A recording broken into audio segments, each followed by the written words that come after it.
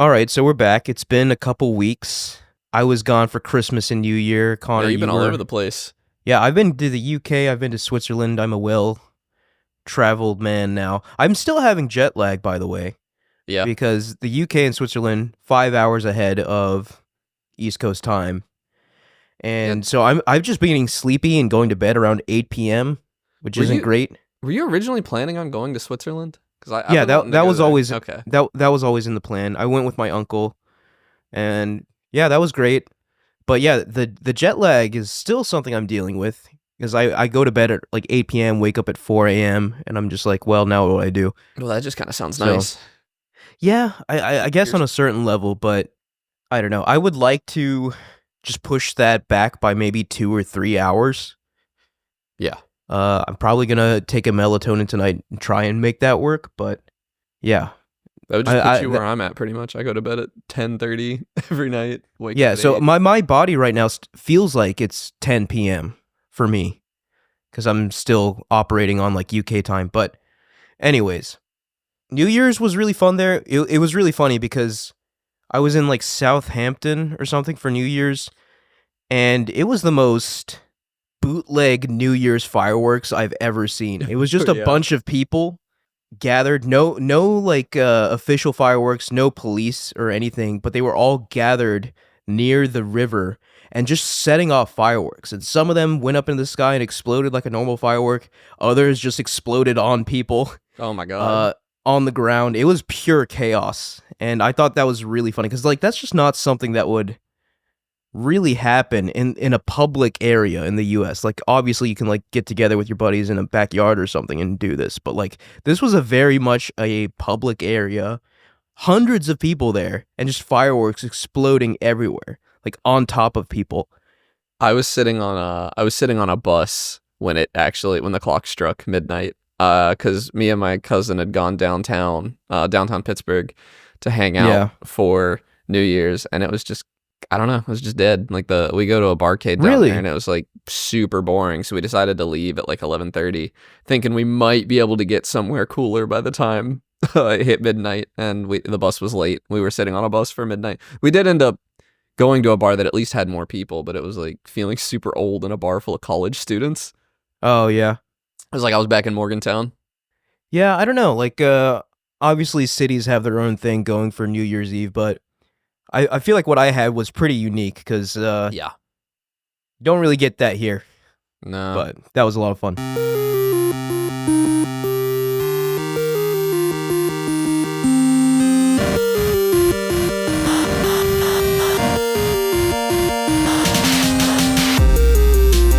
Hey, and welcome back to Game Talk. I'm your host, Sam Meow. Today I'm joined by Connor. Hey guys. And Mike is busy. He might join us later. He might not. We'll see how that goes. But welcome back. We're back. We took our annual 1 week vacation from the show, and now we're back. And we'll hopefully be back for every week for the rest of this year. And already, right off the bat, I feel like there's some interesting things to talk about. There are increasingly more and more, I guess, next-gen talks happening on all fronts, right? We're talking Nintendo, Xbox, PC, and I guess... And I some think of we them are should- even real. And some of them are real, yeah. But, well, that being said, right, I want to start with the Switch, right? We're in the same position as we were at the end of last year. Where the heck is this thing, Nintendo? Why have you not announced it yet? Over Christmas, New Year's, the past couple weeks, there have been a deluge of leaks. We have gotten the motherboard leaked. We've gotten a Joy-Con leak for the new system. We've gotten a leak for the dock. We've gotten all sorts of leaks from presumably the site where this thing is being manufactured. And it just begs the question, why is Nintendo not talking about this yet? I have no idea. Yeah, it's your just guess is as strange, good as right? mine. It makes no sense. When Nintendo decides to reveal this thing, depending on how they reveal it, because that's the most important thing, they could have all the weight in the world behind the announcement, depending on what games they have. But at this point, it really almost feels like an unforced error, just letting it sit so long, because everyone knows this thing exists. There have been pictures of parts of this thing leaking online. That's obviously not how you want to reveal a new system. And it's just weird to me that we're still in this kind of limbo state. Yeah, I mean, my best bet is they just had a plan Well, what I think is they had a plan and things didn't go to plan. And now they have a different plan and they're going to stick to it no matter what. Like that, you know, because I really think it was supposed to come out last year. That was what everyone was saying. And that didn't happen. And now I think they just have a date that they have picked out that they're going to announce this thing. And that date has not come yet. Yeah, I mean, you've got to think it's got to be like Q1 this year. It has to be. It has to be. Because they if said it's going to launch be this year. No, they said it would be announced in fiscal year 2024. They said that in an earnings. Right. So they are obligated to do that. So barring absolute catastrophe, we should get an announcement in the next couple of months. But come on, everyone's so hungry for this thing, and it's just it's just strange, man. It's so weird. We know that the dock has leaked. It has a 60-watt charger, which is kind of beefy, right? More than the original Switch charger. You can't use your existing Switch charger to charge the Switch 2. You said it was more than a Steam Deck, right? More than the Steam Deck. The Steam Deck is 40 watts. But the dock charger, so you can't plug the original dock cord into the new dock. You could use that cable to charge the Switch 2 probably, though, because the Switch actually does implement the USB-C standard. Anything that fits that plug will charge it. Right. And I've used other things than the Switch charger. But you cannot do that to the dock. You can brick something if you do that to the dock. Yeah, and this dock, like, obviously there's a bit of power going into it.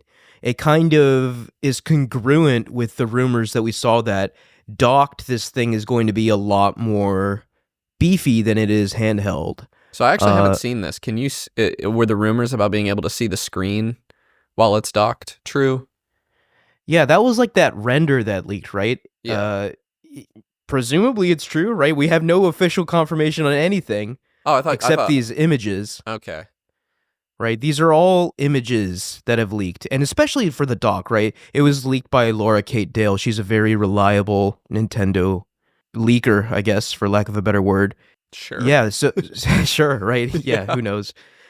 But yeah, this dock, just if this thing is true, further leads credence to the fact that Nintendo is aiming for a 4K capable machine in dock mode, obviously. Yeah, I don't know. I mean, we spent so much time doing Switch 2 It's exhausting, isn't it? You're talking to me about it now, and it's just like, what could I say that I haven't already said on this show? Yeah. So I guess we could just quickly go over some of the other things that leaked. Have you seen the leaked Joy-Con pictures? No, but I saw a video of somebody using a Joy-Con as a mouse. Okay, that was a Switch 1 Joy-Con. Yeah, I know. And that was just an idea, but it seemed kind of compelling, right? Like when they did it, I was just like, okay, I could see a world in which this works. Yeah. But so the Switch 2 Joy-Con, very similar in shape to the original Joy-Con, just a little bit bigger. But I think the interesting thing is the triggers are a bit more pronounced, and the color of the Joy-Con is black, but the inside is colored, like blue or red or whatever. So if that makes sense to you, right? Like, so like the edge is black. The part where you like attach the strap to a Joy-Con, yeah, that part is the actual color of the Joy-Con, like the blue or the neon blue or the red. But on the actual like surface of the controller itself, like where the buttons are and stuff, it's black. Okay, that's fake. I don't believe that. You think for that's a single fake? second. No, Nintendo would never in a million years do that. That's the dumbest thing I've ever heard. Well, it's Nintendo, right? The dichotomy of Nintendo. You never know. Way. There's no way that they would make all the Joy-Cons black and the only color being the part that's covered up. So this could just be like the first edition ones or whatever, right? Because like when the Switch 1 launched, we only had two colors. We had the gray and then the neon. So this could just be one of the two variants or whatever that it's launching with.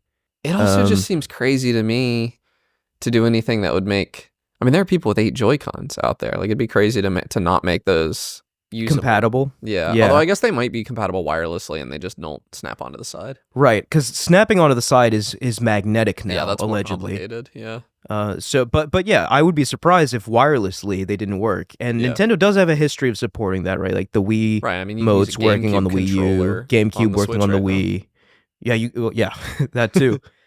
But yeah, so that I think everyone with their 20 plus Joy Cons should be able to rest easy. 20 plus they'll still Joy-Cons, work. 0 functional. Right, yeah, with the drift and all that. Yeah.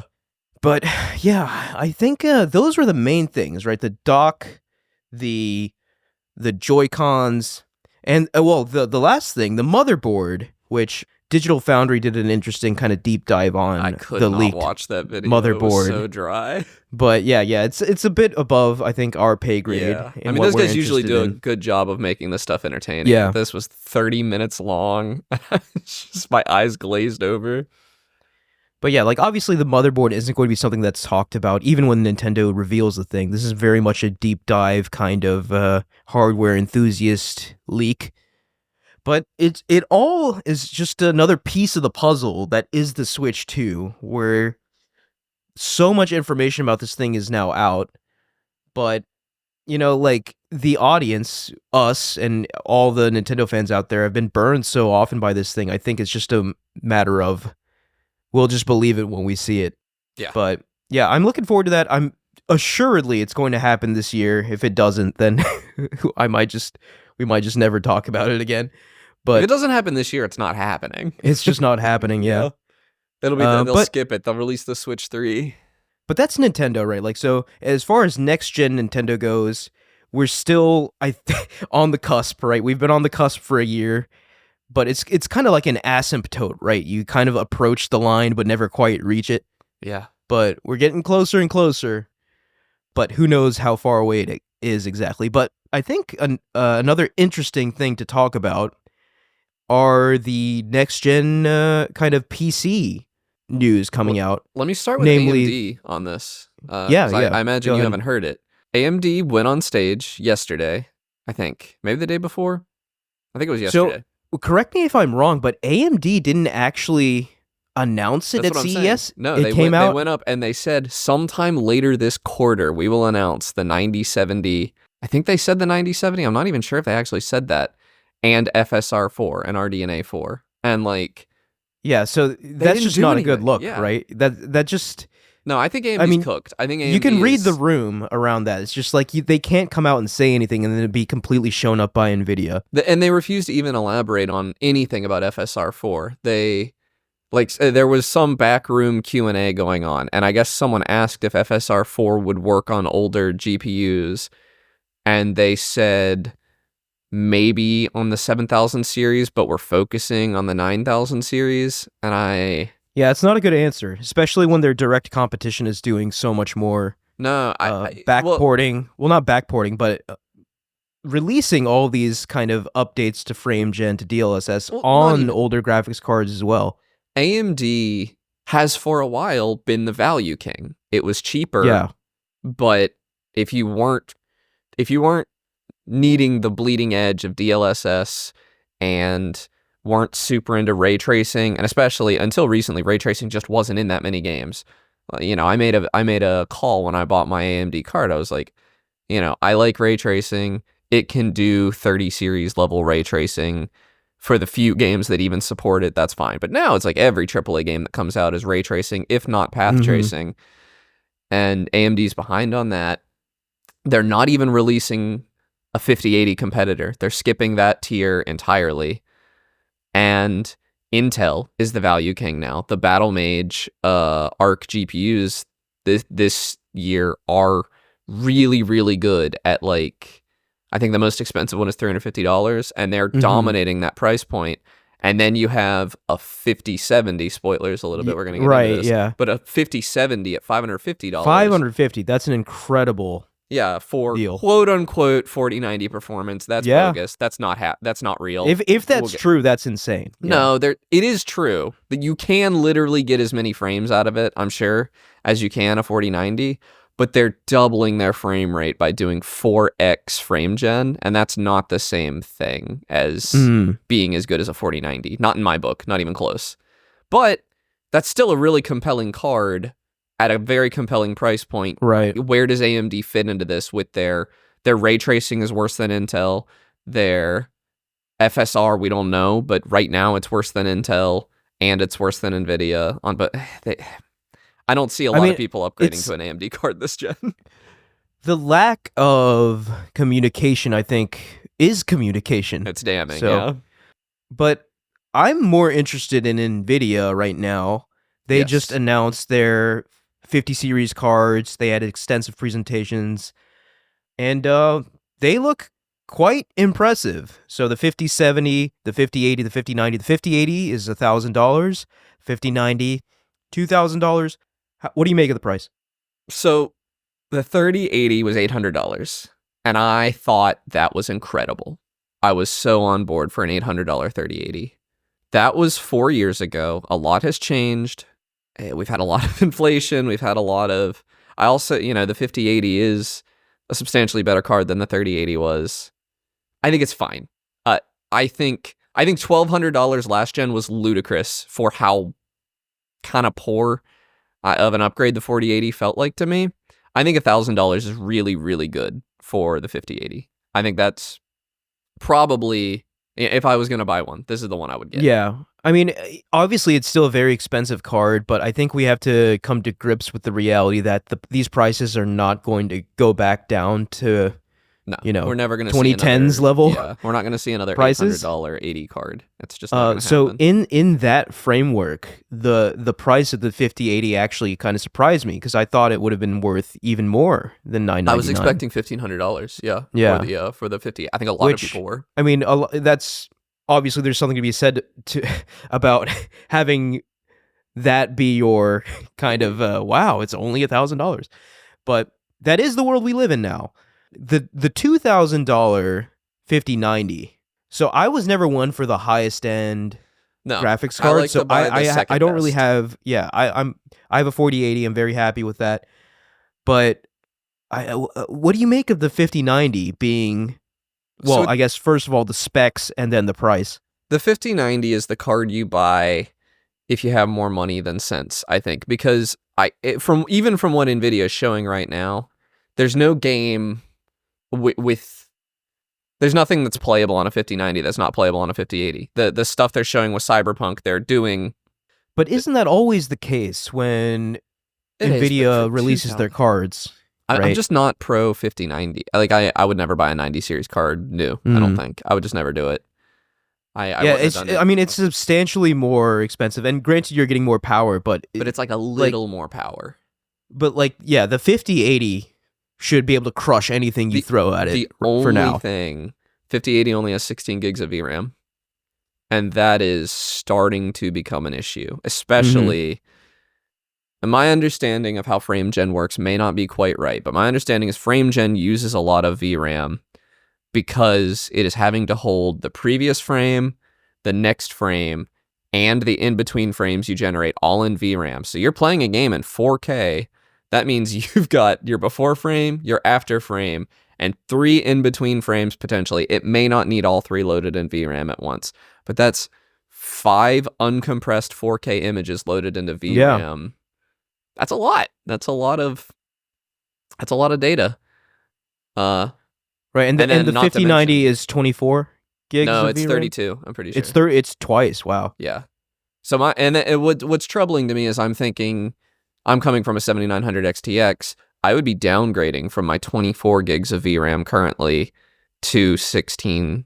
That's a huge loss of VRAM, and I guess that is a huge loss of VRAM. But you're trading it for DLSS 4, which I think is pretty compelling, especially when you contrast it with FSR. I don't find the 4X frame gen necessarily super compelling. Yeah, I wasn't talking about the frame gen. Yeah. I was talking about the super resolution, which I find that the most compelling, I guess, offering when we're talking about NVIDIA graphics cards. The reason I mentioned, I have to see FSR4 first. I have to see whether or not I get FSR4, because I know FSR4 will almost certainly not be as good as DLSS.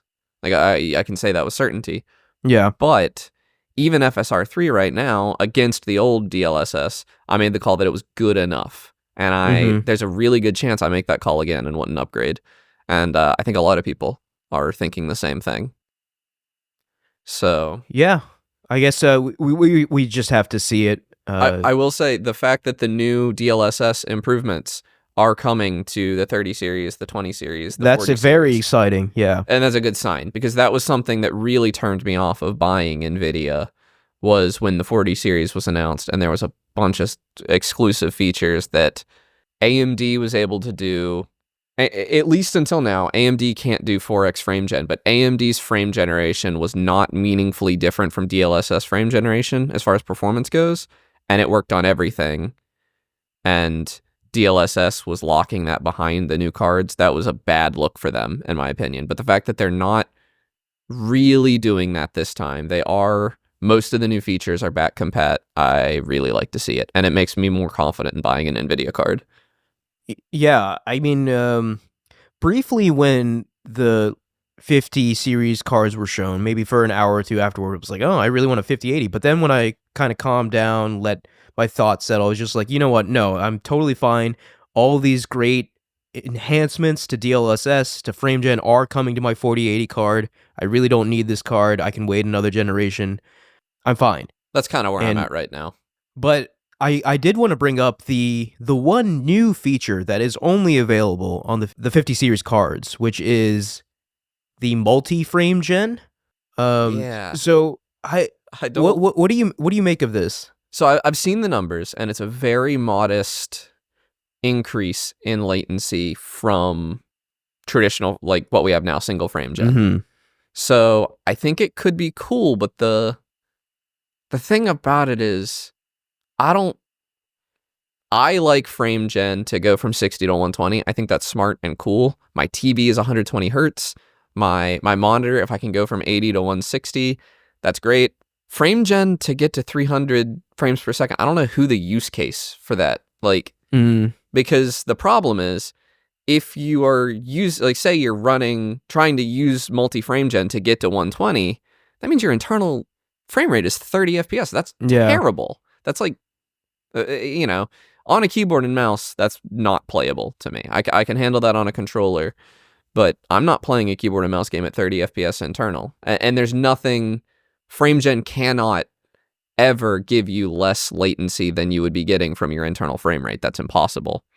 So I just don't get it. I don't understand why you would ever want it. Yeah, I mean, there are people out there who are kind of like frame rate purists, in that they value frame rate above everything, like literally everything. Like, yeah, I don't know. Like, we were kind of talking about this on the Discord, but I like frame gen in general, but there is something about it to me that doesn't quite feel right when I turn it on.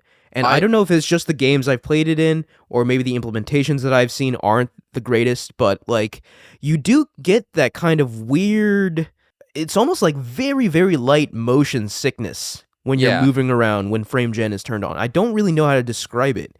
And it's not just like my PC as well. Like I tried, what is AMD's frame gen called again? FSR3 frame gen?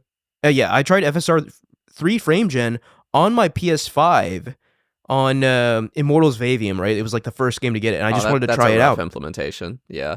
But it was the same sensation, right? Like, I felt that. I was like, okay, yes, I recognize I'm getting way more frames, and that's cool, but like, something's not quite right about the motion in the game, and I feel the same way about Cyberpunk 2077 on my 4080. I don't know if it's just something I'm like kind of sensitive to, or maybe the implementations I've seen aren't the best, but... So it might be something you're sensitive to. I will say Cyberpunk's implementation of FSR3 frame gen, I can't say for DLSS, I don't have an NVIDIA card to test it, but their implementation is atrocious. I have it turned off because it feels like a bad implementation. It kind of feels like, to me, it feels like walking to the bathroom at a bar after like a few drinks. Like, you're not drunk, but like, you stand up, you feel a little funny, and you're walking over. But I've been playing God of War Ragnarok, and Sony's implementations have been immaculate, is what I'm saying, because I've messed with it with Spider-Man Miles Morales, although I haven't done a full playthrough, and as well with God of War Ragnarok, I've had frame gen on the entire time I've played it, and I haven't noticed it at all. It's just free. And then again, I'm probably running both of those games at 90 to 100 FPS native 4K. Right, and that could be another factor. Yeah, so it might just be something I need to toy around with. Because, like, the other games, like, I guess the heavier, quote-unquote, games that I played on my PC, like Baldur's Gate 3, I didn't even need frame gen, and I still got really decent frame rate. Cyberpunk really was kind of the first. Right, because you're playing. Well, Cyberpunk and Starfield, I suppose. Yeah. But those games, Starfield felt good to me too.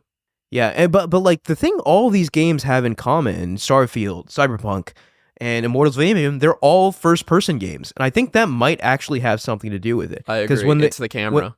The camera is that, up and personal. I feel like I'm more attuned to like weird motion. So NVIDIA has a fix for this coming. Did you see this? And I think this one's actually really compelling. That might make a big difference.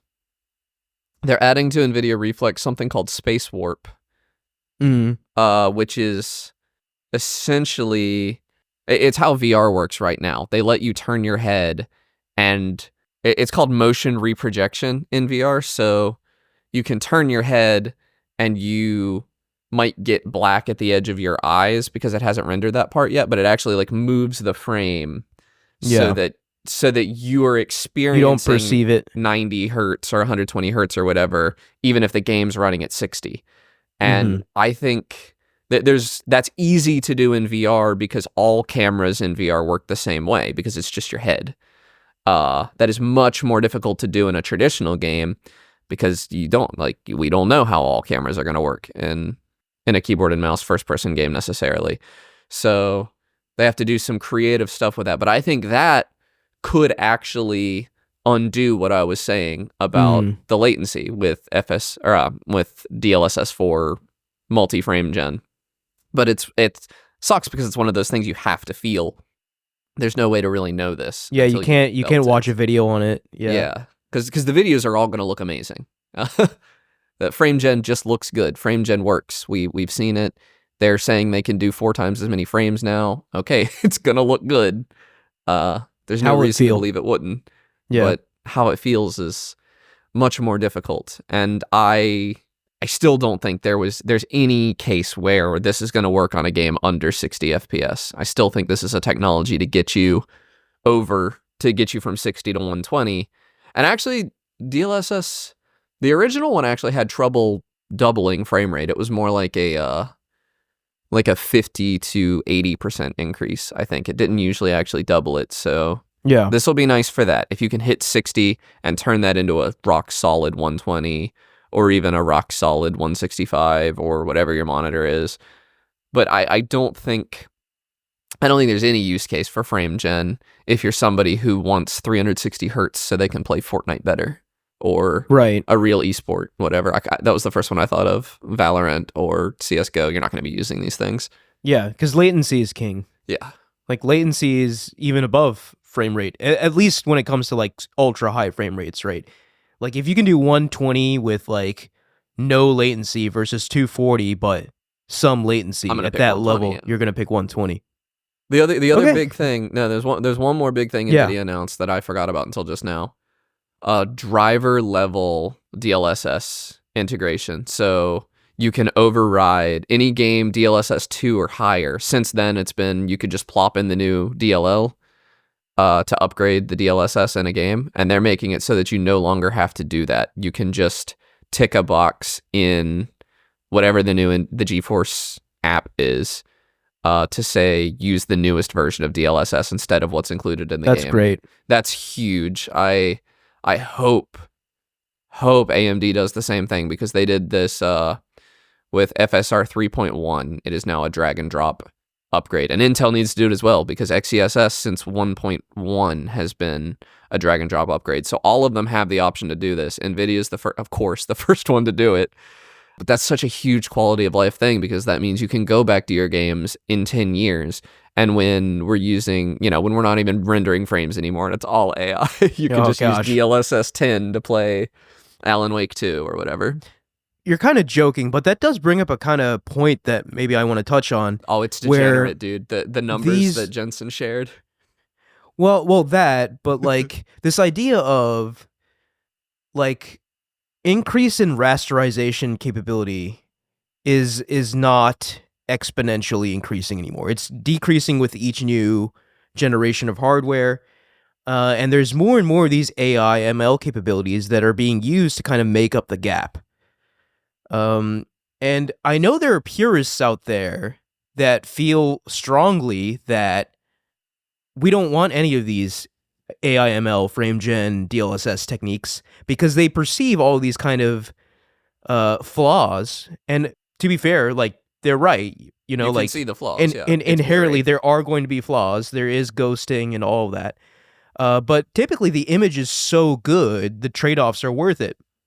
But there are these kind of hardcore people that are frustrated with this kind of push on AIML because now these graphics cards aren't being pushed in the rasterization space anymore. That's kind of why. What do you make of that? That's why I bought AMD last gen. It was the Raster King. And I still kind of lean that way. If I can run a game without DLSS, without frame gen, absolutely. No, I will use frame gen. Frame gen doesn't bother me. If I can hit 60, I'll absolutely frame gen at the 120. It's the XeSS, the FSR, and the DLSS. I had a 3080 for a while.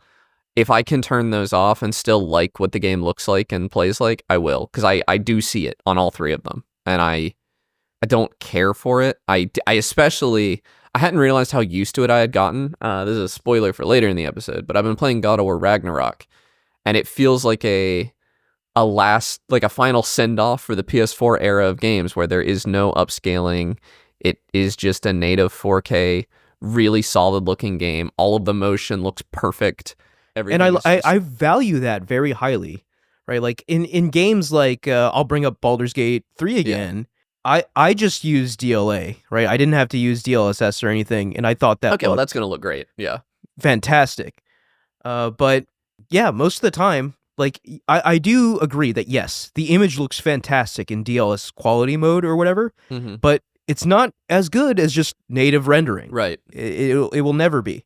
I wouldn't say never. This technology is rapidly improving, but it's not there yet. But it's not there yet, and I still that was why I didn't buy it. And I do sympathize with the people that are way more sensitive to that, and it's really kind of hurting their enjoyment. Yeah, and I go on and off on it because it wasn't bothering me, and then but I hadn't played a big AAA game without it until Indiana Jones recently and God of War. Both of those I'm using no upscaling on, and it is nice. It is nice to just... And it also... I think the thing those people are really upset about is that DLSS... We can argue about what it was meant to be all day, but to me, it was meant to be kind of a crutch for the absolute highest end graphics and also for lower end cards to catch up to be able to play these games. And what that's certainly not what it is now. Yeah, what it actually is what you have to do to get a modern game to run. And that sucks. It should always be optional. And I guess it literally is optional. You can tick the option off, but it doesn't feel, just look at Monster Hunter Wilds. It's it's just like, why put in the work to truly optimize the game when you can use all these AIML features to automatically have it there, you know? So. And if you are getting an image that is indistinguishable from... Then who cares, right? Yeah, then who cares? But that's I don't think we're even close to that yet. No. Like, in terms of motion clarity and like the actual quality of the resolution. We're not there yet. No, and that does have me... I want to see... I will not buy a card that does raster worse than my 7900 XTX, and until I see the numbers, I'm not convinced that the 5080 is better at raster than it is, because the raster on the 7900 is closer to a 4090 than it is. Yeah, I mean, like each of these cards, I mean, generation by generation, the rasterization capability does increase. It does. Like, that would be insane if it didn't. But I don't know if it increased enough to match what I have right now. That's fair. Yeah. So... But and yeah, raster's still important to me. A lot of games I play indie games. I still play a substantial number of games that have no frame gen, have no DLSS, FSR, no upscaling. Yeah, I mean, oftentimes you only really need these features for kind of the AAA, cutting edge kind of visual games. Which, I mean, like, obviously it's nice to play those with all the bells and whistles, but I know a lot of the games you play aren't that, which... No, which is another reason I don't know if I'm going to upgrade. Yeah. It's easy to sit here and I could afford it. And that's something I struggle with sometimes. It's like, should I just go for it? Should I treat myself? And I don't know. Struggle's a strong word. But Right. Yeah, I don't know. I think in conclusion for me, I'm not going to get a 50 series card, but 60 series, I might be interested. See, I might get a 50 series. Dude, you don't want to damn yourself to always buying the even numbers, the even number. But it's still, I mean, I get what you're saying, but to me, it'll still be an upgrade. I'll still get the 50 upgrade. I'm saying you should take a 2-gen break, is what I'm saying. 2-gen break, yeah. That's I don't know, like, hop back on when I they're guess it really depends, good. right? Like, and as someone who, I guess I am gaming more on PC than I was, but still not as much as like someone who's primarily only gaming on their PC. But like, I guess it comes down to me where if I ever run a game, which I can't, it doesn't run optimally on my setup, then I'll be like, okay, it's definitely time to upgrade. But I don't think I'm even close to something like that yet, especially because I have a 1440p monitor, which basically means I can max everything out, and have it look fantastic. All the bells and whistles turned on, all the path tracing turned on. And it works like a charm. The reason I'm thinking of upgrading, really, I checked eBay earlier today, and I have a Red Devil 7900 XTX, which is, people care about that. I didn't. It was just the only one I could find. But those are still selling for like $800 or $900 used on eBay. And if I can that could basically, you could trade that out for a 5080. Yeah, if I could get a 5080 for $200, I'd be a fool not to, I think. Yeah. So I'm going to keep an eye on that and everything, because DLSS is just better than FSR. There's no way FSR 4 is as good as DLSS 4. Yeah, I mean, that you could take that to the bank. There's no way. But I've been spending a lot of money lately, as we'll get into. My we're going to talk about that in games we've been playing, but my PC used to be like the cheapest, or no, my PC used to be the most expensive part of my setup. And it is rapidly. Yeah, it's a slippery slope, right? When you're like, oh, my TV could be upgraded, my sound system could be upgraded. It is a very slippery slope. My PC is now approaching the cheapest component of my PC setup. Yeah. But yeah, I think I'm glad we had this discussion. It's always exciting when NVIDIA announces new hardware, and we knew this was coming, obviously, but to see like that real-time demo, that was exciting too, and to see what new features exactly the 50 series cards are packing. Very cool. So that's next gen, quote unquote, for PC. And I guess to wrap up the next gen sort of discussion, and this is a pie in the sky one, so just keep that in mind. Giant grain of salt with what I'm about to say. But there is a leaker, a Call of Duty leaker, who leaked that the next Xbox, the next generation Xbox, will actually be launching in 2026 and is called Xbox Prime. And the most credible part of this rumor to me is the name, because it's so terrible it probably is true. I just want to say, I know you said grain of salt and everything. I just have to say it. This isn't real. There's no way this is real. I don't believe it. There are parts of this that seem feasible to me, and let me explain why, right? Okay. The next gen, quote unquote, was always looking like 2027, 2028, that kind of time range. Yeah. For like PlayStation 6, Xbox Next. Xbox Series is doing worse than Xbox One. That is how much of a catastrophic, I guess, failure hardware-wise that's Xbox so crazy, is to because them. it's so much better than the Xbox It is One. so much better, but we go back to that fateful day where the Xbox One was revealed that poisoned the well seemingly forever. Yeah. And it also is worth discussing. It is kind of weird because Xbox seems very kind of schizophrenic in what they want to do. Like one day they want to be like, okay, we're going to pump out hardware. And the other day they're like, no, everything's in Xbox. Xbox is software only. They don't seem to want to pick a lane. I definitely feel like there are two conflicting ideologies in Xbox. So I think, and we see different sides of them. From a strategy perspective, I think releasing a new console early would be shooting themselves in the foot so hard, because their problem is that not enough people have a Series X, I guess. That's what they think is the problem. Releasing a new console will mean that no one has the new console yet. Right, which will mean you're starting from zero. And the problem is that they don't have any games. Like, they're starting to get games now. They're starting to get games now. And releasing a new console right after the games, like, that just doesn't make any sense. Yeah, I don't know. It is strange in that respect, but in the respect that they want to, I guess, control the narrative for next gen in a similar way they did with the Xbox 360, I could see something like that happening. And I do remember Phil Spencer saying that we're never going to lose the console power war again.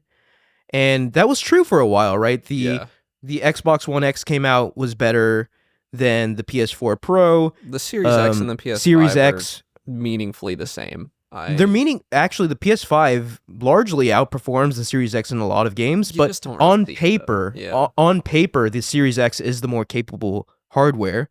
And I feel like they probably were kicking around the idea of a mid-gen refresh for the Series, and they decided not to do it, but PlayStation went ahead and did it, and now they have the most powerful console in the market. And granted, Xbox fibs and lies all the time, but that promise that Phil made, he's probably feeling he needs to deliver on that in some respect. So that could also be a potential reason why Xbox launches a console much earlier than PlayStation. And if this happens, it'd be a kind of weird situation in where all three of the major console manufacturers are kind of desynced and playing in their own timelines. I would like that. Yeah, it would effectively kill generations, I think. It would, because it would also make it hell to be a third-party developer. Yeah. But somebody like you, who likes to buy all three consoles, you just have a new toy every 3 years. That would be cool. 2-3 years seems a little too often. How long ago? So Series X came out in 2020, right? So it's been but what I'm saying almost is 5 if years. they could get an offset.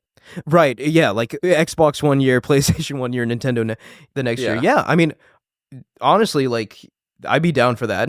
Yeah. It's still cheaper than buying a new graphics card. No, it's not. It's cheaper than buying a 5090. Let's put it that way. Cheaper than buying a 5090. Yeah. Yeah. Okay, we're going to use the most expensive graphics card. If you buy the 5070 at $550, it's going to outperform all of these handily. But yeah, I don't know. I think it's an interesting rumor. Like you said, I think we have to take this one with a massive grain of salt. But I do like hypothesizing on the possibility of them going early again like they did in the 360 era, because I think that's just an interesting timeline to live in. But once again, right, like, they can go as early as they want. They could release this thing tomorrow for all I care. But if they don't have a compelling launch lineup, then who really cares? Yeah. So, and again, more conjecture, but maybe this is why we're not seeing a lot of Series X games, because they all got pushed to this new machine to launch with. I don't even think that's fair, because I was saying that they don't have, but I mean historically they don't have any games. Indiana Jones shows that they can make a game. They can do it, yeah. Like, they did it. They can do it. I mean, yeah. They can do it because they bought Bethesda. They have a good 2025 coming up, too, I think. Yeah, Fable? Fable would be... Yeah. Yeah. I'm excited for Fable. But yeah, I feel the same way about the PS5. I think if you want bleeding edge, you buy PC. I don't... By the time the PS5 came out, I saw the PS4 showing its age. Yes. I don't see the PS5 or the Xbox Series X showing their age at all right now. That is not my impression of them. Yeah, especially because the PS5 Pro, like, just launched. Yeah, and people were even looking at that and saying, like, no, my PS5 is great. Yeah, right. So the time does not feel right for a next-gen console.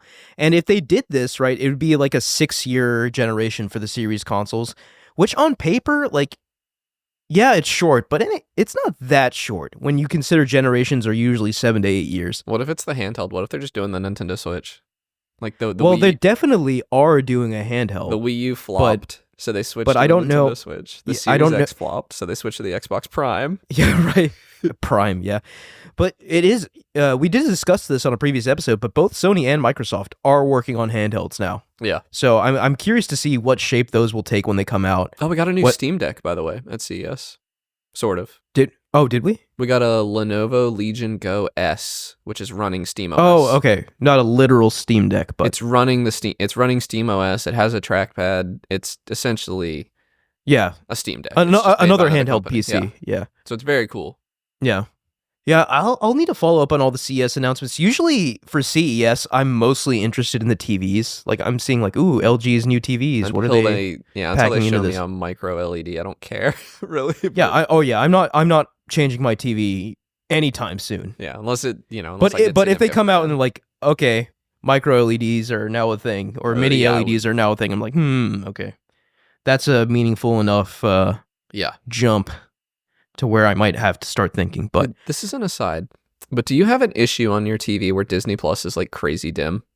Disney Plus I've been watching specifically, Star Wars stuff, and I can't tell if it's just mastered really, really dim. That's what I was seeing online, but it's been killing me. I was trying to watch Skeleton Crew, which is kind of fun. it's so by the way. funny. I haven't watched Disney Plus in so long that I have no idea. It It's seems been like a long time. it seems like it's just mastered for TVs that don't get as dark as OLEDs. Because it's an HDR10 issue. It's got to be. Well, but- it's funny that you say that because the most compelling thing I think about the G5 or the 5 series of LG OLEDs is that the brightness is just off the oh, it's charts. ridiculously high. Yeah, Yeah.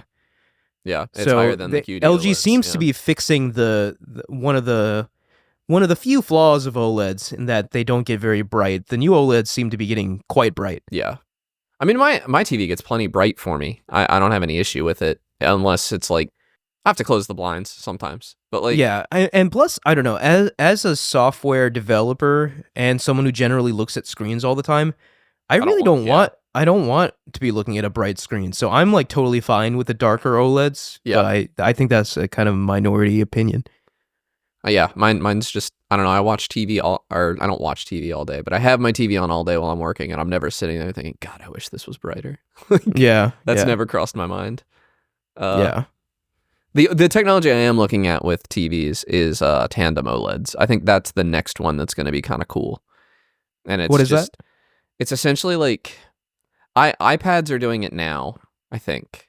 And it's essentially like 2 or 3 OLED screens stacked on top of each other, basically. Oh yeah, I think they're doing this with the new LG OLEDs as well. I think Panasonic is doing it. I don't know if LG is. It's an LG panel, but I don't think LG's releasing a TV with it yet. I don't know. I haven't followed everything super closely.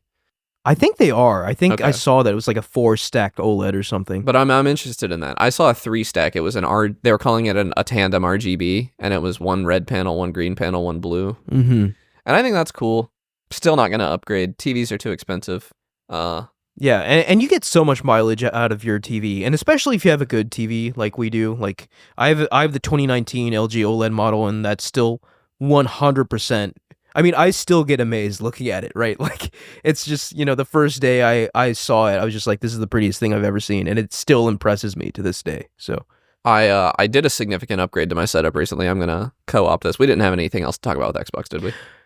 yeah, I think so. That's it for Xbox, and I think just quickly mentioning PlayStation, I think they're chugging along just fine. I don't think they're really interested in next gen yet, and I think rightfully so. I think the PS5 and PlayStation, despite the kind of complaining from the PlayStation audience about lack of first-party games and the seeming complaining from everyone else about how much they hate Sony now, financially they're doing very good. So Yeah. I don't think they have any reason to rush next gen. So nothing exciting from Sony's front on that end. So okay, with that out of the way, we can move on.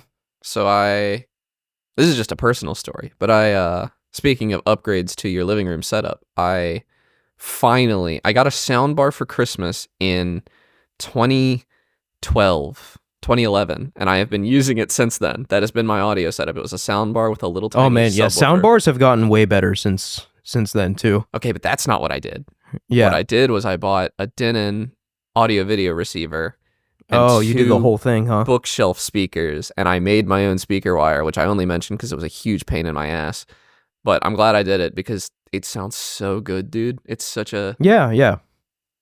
huge upgrade over that soundbar I had. I did it because Linus Tech Tips put a video up comparing a $250 soundbar to a $250 audio, like a $200 cobbled together setup that he did, and the results were like ridiculously better. And I Yeah. was like, okay, I'm gonna do that, and then I didn't do that, and I bought a bunch of expensive stuff instead. Mm-hmm. And it's so good. I'm actually mounting the speakers tonight after we record because the mounts didn't come in, and I've actually had the speaker sitting in front of my TV this whole time.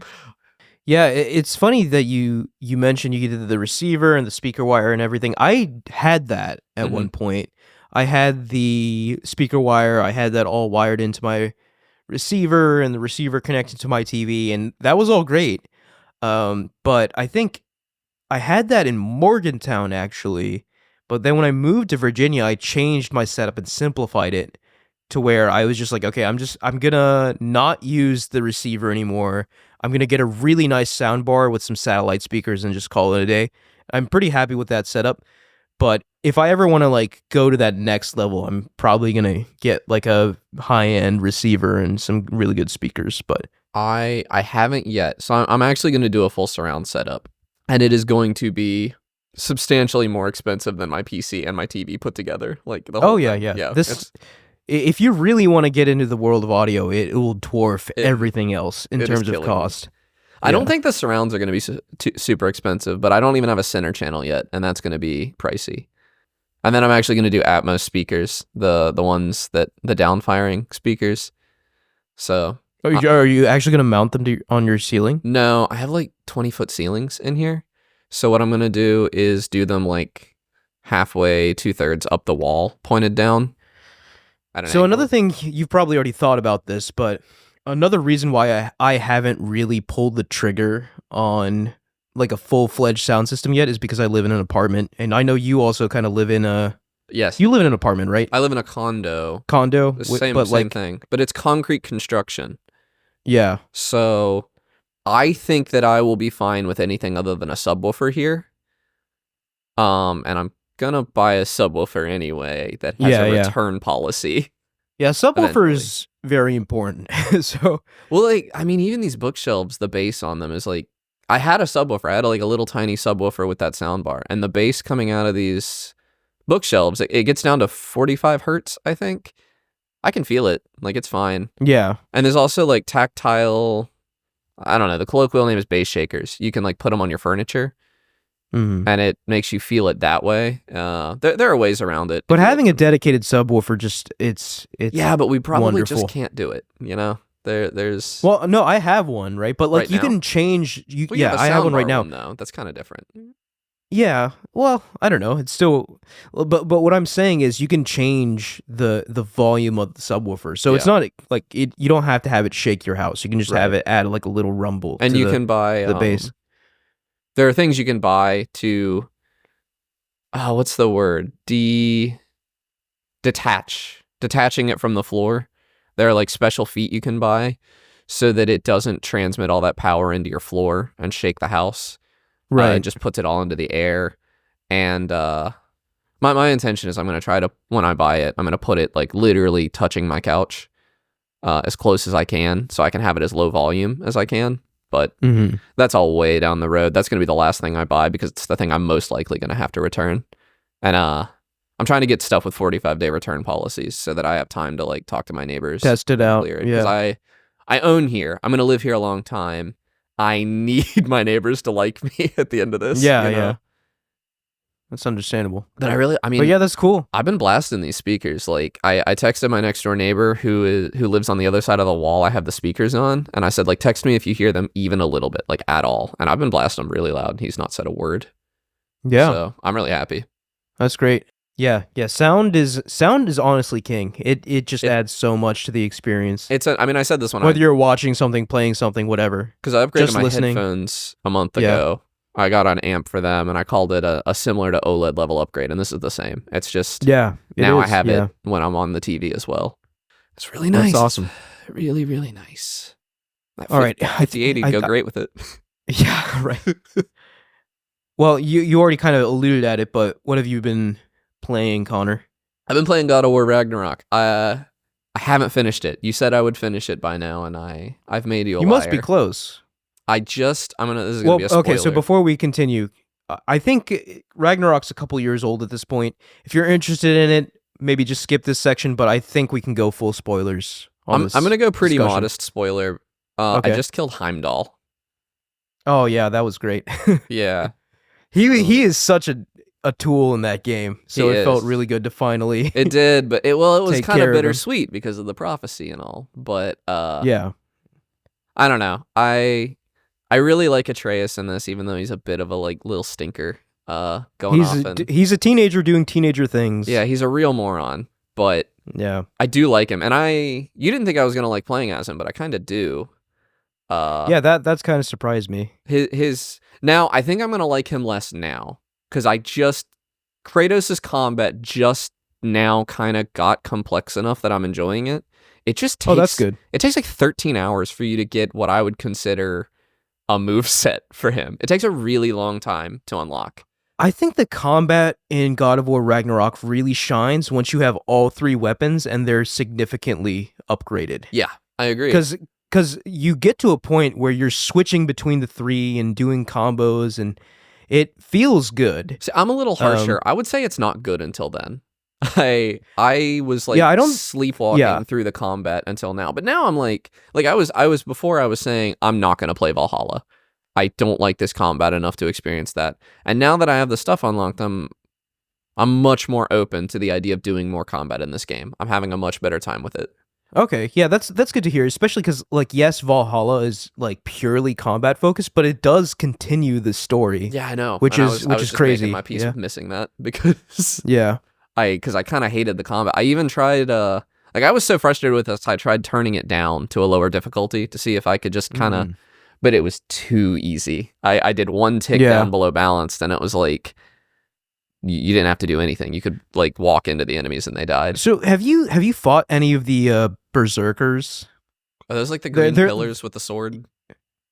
They're like the green dudes. They're optional, so you don't have to fight them. I fought 2 of them, I think. I think the berserkers, like, even before you get the 3rd weapon, I think the berserkers do a good job of showing you how the combat can feel good. See, I feel like Heimdall was the first enjoyable fight of the game for me.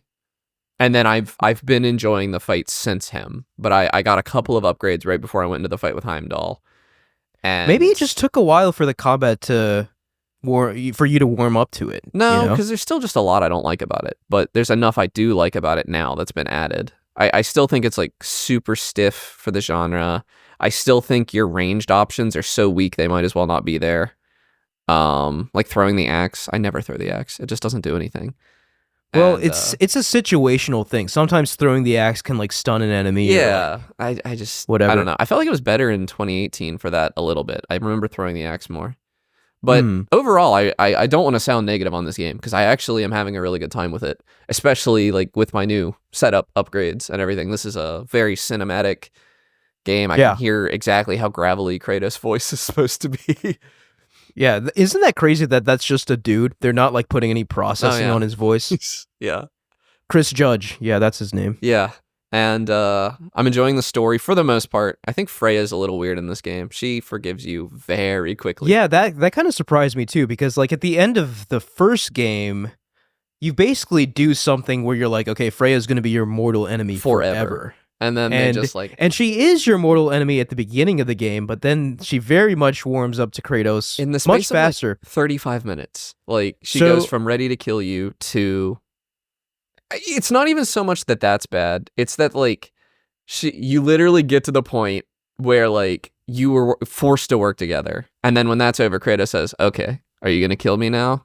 And she says, no. And then you're friends again. Well, I remember there is this one side quest, or I can't remember if it's side quest or main quest, but it's Freya centric, where you get like a lot more of her side of the story. And I think after that, I was like more accepting of her decision. I might have done that. But it did strike me as weird, and it did strike me as a symptom of, I think originally this game was going to be a trilogy. Yeah, it feels like it because this game's really long. It compressed 2 games worth of story into one, and sometimes you feel the negative consequences of that, I think. Yeah, I agree. By the way, I don't think Michael has joined us here at the end of the episode. Are you recording? Very end. I am recording. Yes. Okay, cool. Yeah, so we're just talking about the games we're playing, so perfect timing. Perfect timing. Connor's talking about God of War Ragnarok. But yeah, I like it. Now that I'm enjoying the combat, I'm really excited to finish it. I do wish the combat had gotten good sooner. I really like the guy. I love Odin in this game. The guy, like the huckster Odin. Yeah, Like- not the typical betrayal of Odin that you would expect. I like Thor in this too. Like, Yeah, also Thor, like, I guess maybe we're just conditioned by the MCU or whatever, Yeah. but Ragnarok really kind of goes to the Norse yeah, interpretations it's an of these adaptation of characters. the source material, not an Yeah. adaptation of Marvel's Right, adaptation. yeah. And I'm glad Yeah. because it works. It works really well. I love the characters more than anything else. I actually think they want me to be more interested in the world than I am. Like, there's a little bit like, oh, solve the mystery of the frozen. I don't care. I don't care about your frozen lightning. I care. No, I mean, extremely I little, think I but- agree with you. I think the characters are really compelling, and I think that's such an achievement because you go back to pre-2018 God of War, like, yeah, they were fun games, but Kratos wasn't a character. Like, Yeah. he was just a machine for you to to kill gods, enact yeah. violence. Yeah. But with 2018, they turned him into an incredible character, and now that just continues with Ragnarok. And not only is Kratos a compelling character, I would argue Atreus is a great character too, and, Yep, and a lot of the Mimir. side characters are very likable. Mimir is great. Atreus' Can't- relationship with Sindri, was that even a thing in 2018? Because they seem to have really become good friends in between the games, and I think that's cool. It's I don't remember. it's a little embarrassing, but I don't remember because it's been so long. Yeah. but But I yeah, like the that. the relationships between all the characters, and you have the third weapon now, and I guess without getting into Oh, too it's many so spoilers, boring. I hate it. but the It's story so- around it, The story around it was cool. The was setup very and good. everything, but like, it looks so small in his hands. you know, it's funny as you upgrade it, it does get bigger, Oh, which is really funny. It's really dumb. At least from what I remember, and Okay. but I disagree with you. I think, and I guess since we're talking spoilers, I'm just gonna spoil it. I think the spear is a really good weapon, and I think it's the best a spear has felt in a game. I think it's probably the best a spear has felt in the game too, and I hate it. It's so no, that's not true. Hades did it better. Hades has the best spear. Hades has a good spear, but I don't know. I really like the Dropnir I don't like in Dropnir. I just- Ragnarok. I don't know. I think the worst part is it was significantly underpowered when I got it compared to my other two weapons. Yeah, it does start out that way. Yeah. But even once I upgraded it, I only use it when the narrative forces me to. Like, or not forces me to. When the narrative suggests that it is the best tool for the job. I used it to fight Heimdall. But I put it away after that, and I don't plan to get it back out unless it forces me to again. I just think the axe is pretty cool. The twin blades are really cool. And the spear Well, yeah. is So not. it's tough competition, right? Because the Blades of Chaos, they're a historic, iconic weapon Yeah. at this point. And the fact that they were able to translate the blades from the old style of God of War combat to the new one and still make it feel like the blades, I think is a very impressive Yeah. achievement. And the Leviathan axe, I think the Leviathan axe is an incredible weapon. The Leviathan think- axe felt way worse than the Blades early game to me, but late game, it's my favorite weapon, I think. But I just think across 2018 and Ragnarok, it cemented itself as like one of the most iconic weapons. It has cemented a legacy for itself, like the blades across these two games, in my opinion. So all that being said, I think the spear had a lot to live up to. Yeah. And like, does it reach the highs of those two weapons? No, but I think it's a very good weapon. I think In if its they own make another God of War game, the spear will not be in it. Well, yeah, I mean, like if they And will the make Leviathan another God axe of and War the game, blades but would be, yeah. But yeah, I mean that's a good point, right? Like, there's only so many weapons Kratos can carry around. I mean, it's with mostly him. aesthetic. The gameplay with it is fine. I don't love it or hate it, but I just don't think it looks cool. I like Kratos is this huge guy, and he has these other two weapons that fit him really well, and this spear feels more like it should be in Atreus' hands to me. That's a pretty good point. The spear with Atreus, yeah, but like I'm not kidding when I say when the spear is fully upgraded, it looks pretty sick. Okay. Like, I'm there's gonna a- upgrade it because that's There's like a free. red flag with gold embroidery coming off of it, and like I think mine the has blade that, itself is like way more ornate. yeah. I Okay. think fully upgraded the spear looks very good. But the thing I like about the spear is that it is like it can be a short range or a long range weapon, and yeah, the axe can kind of do that too. I would argue the axe is more of a short range or a mid range weapon, but like the spear, like you can be kind of going toe to toe with someone right up in their face, step away from them, and then just chuck spears at them, Yeah. and then detonate them. And I think doesn't do that much I really damage like still, that though. style. Well, It does some. It does more than the axe, like a lot more than. well, axe, the thing it does really well, from what I remember, and this is tough, right? Because I'm having to remember for things. years, yeah. But the stun damage on the explosion of the It's a lot, spears is yeah. very high. I mean, that's the narrative reason for the spear. It's that you need Yeah. to stun Heimdall. Yeah, so I don't know. I'm a pretty big fan of the spear, but overall story wise, like, are you enjoying it? Is it living up to your expectations? Yeah, I'm so into far? it. It definitely. I wish I'd played it at launch, like PS5 launch, when all the hype was around it, because it is one of those things where I'd heard some stuff, like, you know, I was spoiled on a few things. I still don't know narratively how this all concludes, which I'm very grateful for. But yeah, I really like spending time with the characters. The walk and talk sections are my favorite parts of the game. I'm surprised to hear you say that. Yeah, because there was this one part of the game that I really liked, but it seemed like pretty controversial, split down the middle, where people either hated it or loved it. The scene where Atreus basically walks and talks with Angerboda for like 30, 45 minutes through, is it like Vanaheim? No, it's the Ironwood. Ironwood, through the Ironwood. Yeah. A lot of people didn't like that because it was just like, okay, why aren't we fighting as Kratos? See, But I had the I thought opposite that opinion.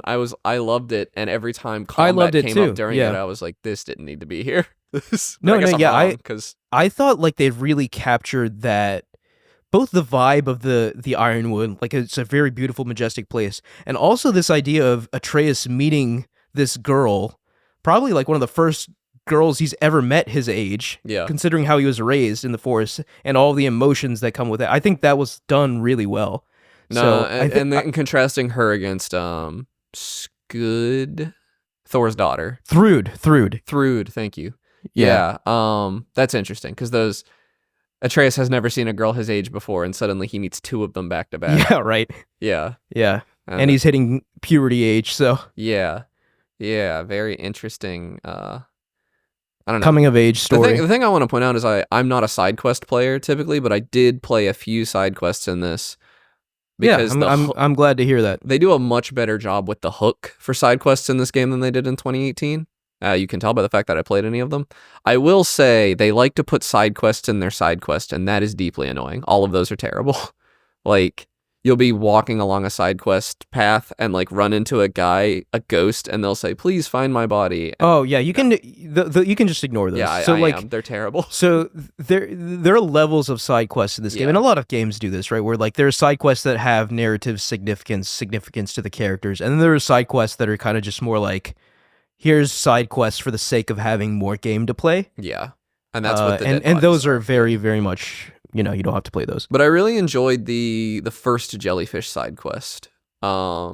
Oh yeah, I remember that. Because Yeah. I mean the gameplay of it is like extremely boring, but like the combat is meaningless. It's a bunch of climbing. The climbing in this game is not that good, but the dialogue between Mimir, Atreus, and Kratos during it is really good, because it is Atreus wants to save this jellyfish, and he can't figure out why Kratos is so on board. And finally, the conclusion of that is that, like, Kratos knows the end of the world is coming, and he wants to hang out with his son. Like, that Yeah. But that should, and any other, that would have been obvious maybe if I was a father. But I did not, once it was said to me, it felt so obvious. But I was like, why is Kratos so on board to save this jellyfish? Yeah. The character writing, the writing in general, very strong. I'm very curious to hear your thoughts at the end of the game. I think maybe we should have another brief discussion then, because I do think I figured that would be is next worth week. talking about. But yeah, I'm glad you're finally playing this game. Yeah. Finally getting a huge, drop of huge dose of PlayStation games on Sony. PC. Yeah, getting Spider-Man this 30th. year. Spider-Man, Last of Us 2 happening imminently. So I forgot about The Last of Us. Spider-Man is the one I'm excited for the most. That's on the 30th of this month. I'm probably not going to pick it up until early February, but I'm excited to play. yeah. it. All right, Mike. Okay, Hello. since you haven't heard me all day. I've been playing a couple games. I started playing Ready or Not, but That's that's a SWAT. a game. Yeah, it's a SWAT game. That looks really I fun. wanted a tactical shooter. I needed to scratch the itch, and I had to compete with my moral quandaries of playing a cop in a video game. Yeah. So I ended up biting the bullet on that one. I'm having fun. It's a horror game. Is it multiplayer? It is multiplayer. It's up to 4-player multiplayer unless you mod it. But it's PvE, right? Not PvP. Yeah, it's PvE. Okay. I think it looks fun. Is it? Are you having a good time with it? Yeah, it's fun. It's a little hard at times, and it does get a little spooky. It's the hardest job there is, Yeah, they say. yeah, especially when everybody puts these stupid traps in every doorway. I'm tired of getting blown up. But the real game that I've been playing recently is for stream, I decided to do a nostalgia year since I turned 30. So I started playing the original Bioshock again. Yeah, you were Oh, talking yeah. about this on Discord. And, I don't think I truly appreciated how good of a game it was 20 years ago. Almost. Was it 20 years ago? Almost 20 years. God, we're so old. 2006 it came out. I'm not old I- because I didn't play this game. Hold on. Was it No. 2006? I remember looking it up and talking about it. I think it was like late 2007. 2000s. It was Yeah, 07. 2007. Yeah, I Yeah, remember. I August remember playing 21st. this game, and like it was a masterpiece when I played it back in the day. But I'm glad to hear you feel that it still It is- holds up. It's better, actually. Honestly, I'm playing the remastered edition, which doesn't change much, I don't think. I think haven't it noticed just anything makes it run on changing. modern machines because the original that's true. Bioshock was like super. It didn't like high resolutions. I don't think It it liked has high refresh some- rates. They didn't fix any of the funky PC jank, though, which is unfortunate. I But can like the confirm key that 'cause bindings are all weird. I've never been able to get the game to run on my PC. I But- have 1 and 2 remastered, and I tried to play them, and they just wouldn't launch for some reason. And they launched for me. And They that's- had never had any problems. That's with through them. 3 different graphics cards. Yeah, that's wild. But I never really appreciated them when I played them as a kid, or as like a tween, I guess, because I really didn't know what an immersive sim was back Yeah. then. It was a genre I hadn't explored, and now that I've played all of these immersive sims, boy, does BioShock nail every bit of immersion. And it's also it's spooky. Oh The yeah, game it's a is scary game. full up spooky at times. Like it stops getting spooky after a certain point, and once you start getting like enough weapons and ammo that you're not worried. Yeah. But still, the game kind of doesn't pull punches. Yeah, Bioshock might have been like the first quote unquote horror game that I ever played. I remember being terrified the whole time playing this game. Yeah, Uh, it's a spook. It's very scary.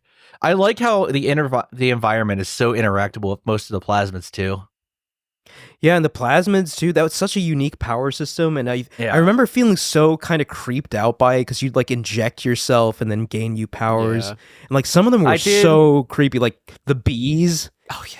Well, while I was streaming, I did have a realization that had to make me pause the game so I could compose myself again.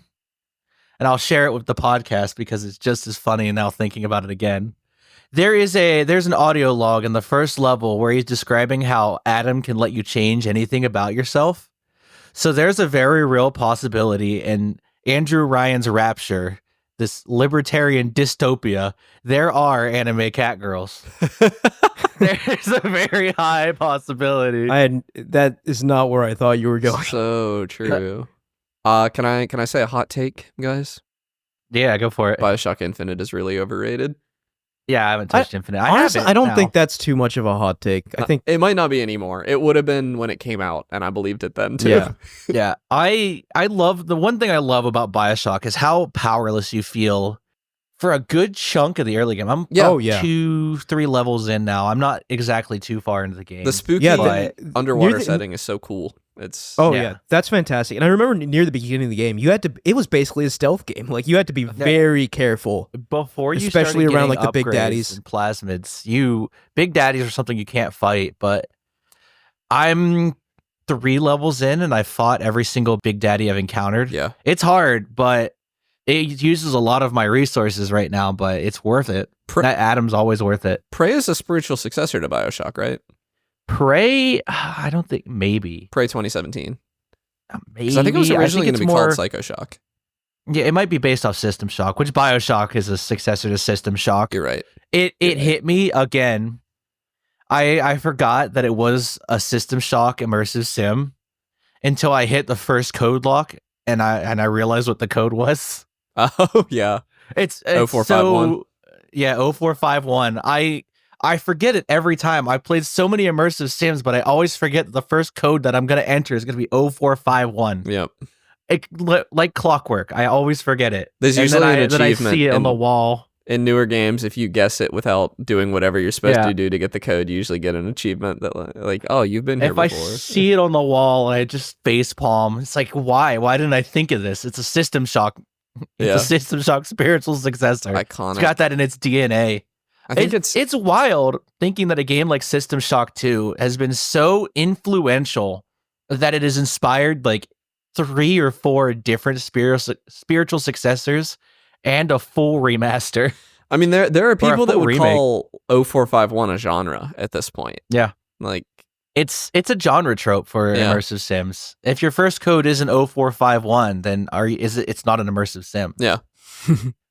It's a weird homage to the original game that not a lot of people nowadays have played. A lot of immersive sim love coming up this year too. Yeah. We just had a System Shock remake, so Yeah, but we're getting Perfect Dark.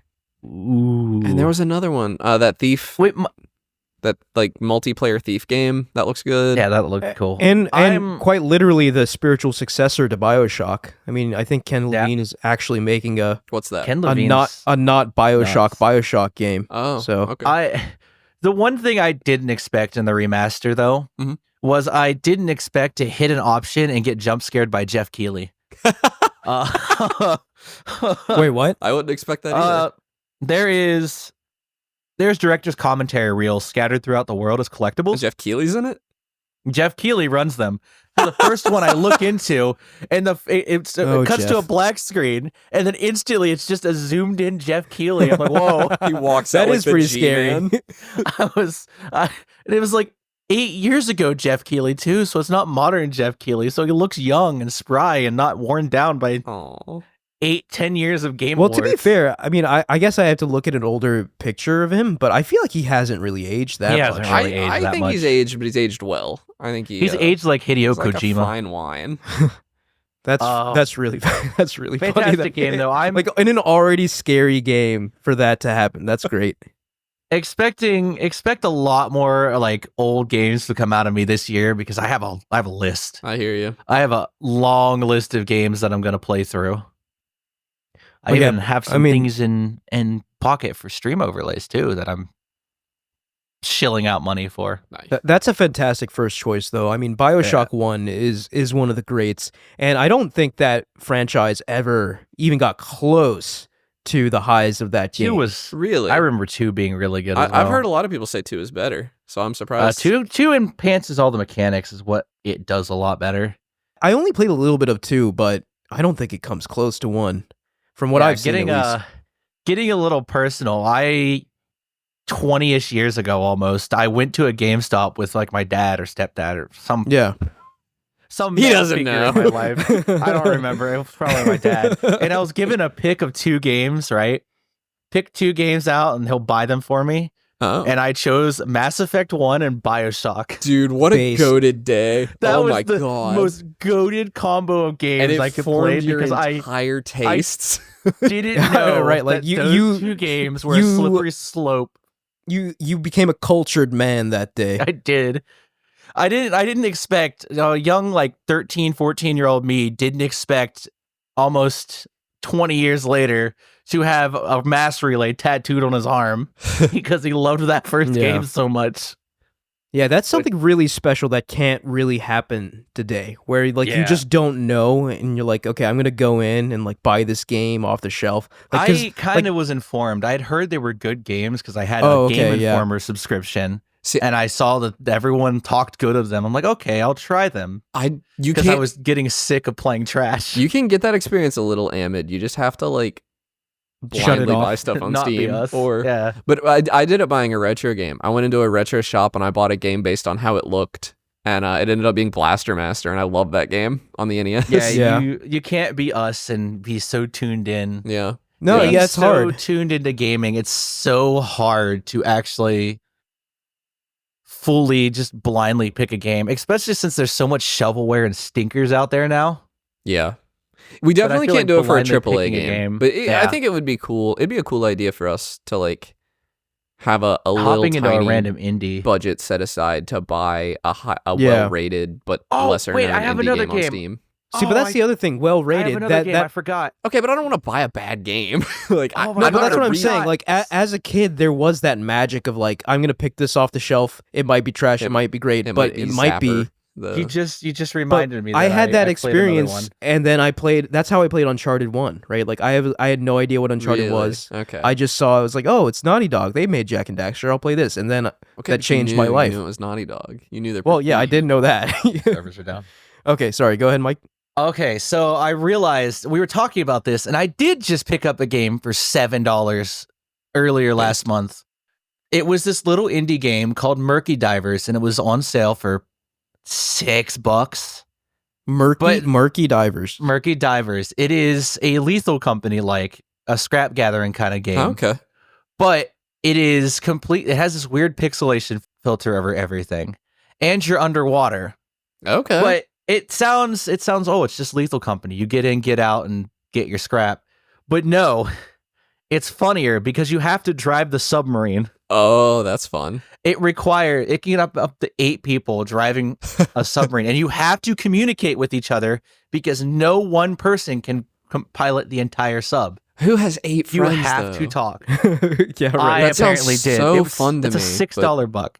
You can also do subs that are 4 players. The 8-player subs just the bigger. Yeah, sub. it sounds way more fun. It was so fun driving the sub that I forgot that there was a scrap driving portion, like where you go and grab body parts to grind up to save this pharmaceutical company. Mm, And your main adversary is the police. okay. Okay. You're trying to evade the cops In a submarine. So, in a submarine. Yeah, Yes. they're ocean cops. They also have Okay. submarines. That sounds fun. It's goofy. It is super goofy. The monsters are goofy looking. They're funny. Is it scary at all? It's a little. There's some monsters that are kind of terrifying looking, but once you learn to kind of deal with them, it's easier. Because Lethal Company works as well as it does because it is such a perfect blend of horror Yeah, and comedy this- to me. This nails that comedy angle too. Like you're kind of freaked out in the sub for a little bit, but once you figure it down and communicate, it's still funny. Okay. But another thing I've learned in this game is that if you are being chased by some monsters that will continue to pursue you, they can follow you into the sub. Mm, You can bring them on board the sub. And that's funnier. yeah. I have a clip of this monster slowly guiding down a hole behind one of my friends and then attacking him and him losing his mind. Because I just sat there and watched it happen. So it well worth the $6 or $7 I paid for it. Cool. I told all my friends to buy it. Wow. Can't help but notice I didn't get that text. Yeah, well, I have 5 friends that have played recently, and I have 7 friends that bought this game the same day. Must be nice. That was so nice. Must have. I just convinced them all because it was so funny. What about It does sound like a fun game. I'm a huge fan of those kind of co-op, but like things go wrong very easily kind of games. me too? And I also played Fast Food Simulator, but I don't want to talk about it. It's kind of boring. Rip. Rip. I didn't really like it. What about you, Ahmed? What have you been playing? I've not been playing anything. I got back from the UK and I've just No gaming on the plane. No. it's funny. Usually like Did you raw that dog that does flight? happen. Oh, I did. I did raw dog the flight. No. What did I do on the flight? What did I do on the flight? I'm trying to remember I now. did that recently. I just stared at the screen on a flight for like 4 hours. It's really bad for you. Don't do that. Yeah, no, that's psychotic. But I did sleep a lot. I watched Dragon Ball Daima. That's what I did. Sorry. I caught up. Sorry. And Sorry for your I'm trouble. actually no, I'm liking it now. Like it has picked up for me at least. It's still kind of slow paced, but I like what it's trying to do. Are you caught up? Yeah. I'm not into it. Yeah. No, I dig it. The Super Saiyan 3 Vegeta was sick. I hated that. I was. You hated that? Why? Yeah, 'cause You're just a well, hater, one, it looks man. terrible, but like the other is just like there's no narrative to it at all. Oh, he trained really hard for a year. Okay, It's Dragon Ball, The man. same thing What do he's- you expect? like, it just But anyway, it was boring. I don't know. I so do and Q are okay, I guess, but I can't believe it's a new year. yeah, it is a new year. yeah, Hopefully, I'll play a So video many game at games. some point. Yeah, hopefully. I have so many more games that I need to play. we don't play games. We just I need to talk finish about The them. Witcher. Yeah, we're just talking about still. them. Yeah. I don't actually touch games. We're robots. That'd be a fun we're not- tagline for us. We're not functional. Well, it is a weird situation where I had my PS5 Pro, but I got it in Charleston, right? Like hold on. over Thanksgiving. Yeah, And I I know- sold my PS5. So I don't have a PS5 here is what I'm trying to say. Because I have not yet had the opportunity to drive from Charleston back to Virginia where I live. oh, you Be- flew. Because I was there for Thanksgiving. I flew to Vegas for the conference, then flew back to DC. Then I was in DC. And from here, I went to the UK for my trip and came back. So I still don't. I'm PlayStation-less. I have my PC. I did play Cyberpunk a little bit before I left, but I have not really played anything You're else. about to become a real gamer. So, by Yeah, I right. think- Yeah. This year, one of our podcasts releases on April 1st. Oh, that's fun. And I think it'd be very funny if we pretended to be AI for an entire episode. Oh, we're already AI. We are. Yeah, we're You mean already robots. pretend. But what if we pretended to actually be robots? Well, we'll figure that out when we get there. But What if we had Episode- ChatGPT read us a script? ChatGPT just does the episode. Well, episode 200 is also coming up, so we do need to figure out something for that. Just keep that If in anybody mind. has That's any suggestions, there is a suggestions category on our Discord, I believe. Oh, is there? That's sick. Yeah. Okay. I don't Tell think us to anyone's stop ever. using I hope I robots. don't have it muted. That would be hilarious if I had it muted. People are just pleading for us to do different things, and we just ignore them. Yeah, we But- do have a suggestions channel, but no one has ever said anything in it. That's empty. And I Well, swear, maybe you people- could be the first. Yeah, people do talk in our Discord. There are Yeah. people in our Discord. We do have conversations here. The show's just so good already. Is the problem? Yeah, no notes. No notes. All right, let's get out of here. Thank you all for listening. You can follow us at Podcast Game Talk on Instagram, TikTok for now. Might get banned soon, but yeah, TikTok for rest in now. peace, our TikTok audience. And YouTube. Click the link in the description to join our Discord and talk to us there. And please like, rate, and review us on Spotify, Apple Podcasts, SoundCloud, or any other podcast services you use. Thank you, Connor and Mike. Yeah, see you guys next week. I'm waiting for you, Mike. Oh, what? See you guys next week. Okay, bye.